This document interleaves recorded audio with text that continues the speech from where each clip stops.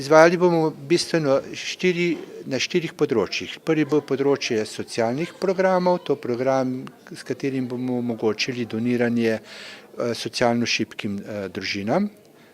To bomo izvedli ob Božiču in bomo donirali vsaj 6 družinam sredstva, ki večini tem družinam lahko omogoči tudi plačilo položnic, ki jih niso mogli čez leto plačati. Potem bo projekt Miklavževa predstava v festivalni dvorani na Bledu ob Miklavževem dnevu, to je 5. decembra, na kateri bomo povabili socialno šibke družine, gojence doma Matevža Langusa iz Radovljice ter vse tiste, ki bodo z veseljem sodelovali na prireditvi, ki jo bo pripravil Ribič Pepe. Glavni projekt letošnjega leta je pa digitalizacija paliative na Gorenjskem. To je projekt, ki bo omogočil, da bomo bolnici Jesenice kot glavnemu nosilcu paliative, to je oskrbe bolnikom na domu ob zadnjem obdobju življenja, bomo omogočili informacijski sistem, ki jim bo pomagal, da bodo svoje storitve izvajali na mobilnih napravah.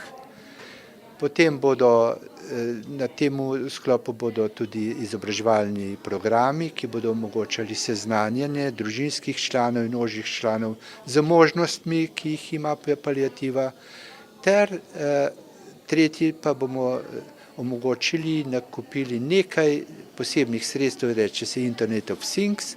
To so naprave, ki omogočajo, da lahko iz centra vidimo, kakšno je stanje bolnika. V vseh teh letih ste pomagali že mnogim zavodom, Centru za socialno delo, skratka velikim družinam in jim omogočili tisto, kar si sami niso mogli. Seveda, mi smo Rotary, ki skrbi za prijateljstvo in za sodelovanje ter pomoč lokalnim skupnosti. In naš prvi in glavni sponzoriranec je center CUDV Matevž Langus iz Radovljice, v katerem smo že pred 7 leti postavili sončno elektrarno, ki daje vsako leto okoli 3000 evrov elektrike in to je naša donacija, letna donacija za dom Matevža Langusa. Kot je povedala ravnateljica osnovne šole Poldeta Stražišarja, s prilagojenim programom ste tudi njim že velikokrat priskočili na pomoč? Seveda, priskočili smo jim na pomoč. Pri subvencioniranju prehrane smo donirali sredstva za prehrano socialno šibkim učencem. Potem smo priskočili vsako leto vsaj 1 do 2 gojenca šole, jim omogočimo bivanje na Debelem rtiču s posebnim programom, organiziranim za te otroke s posebnimi potrebami.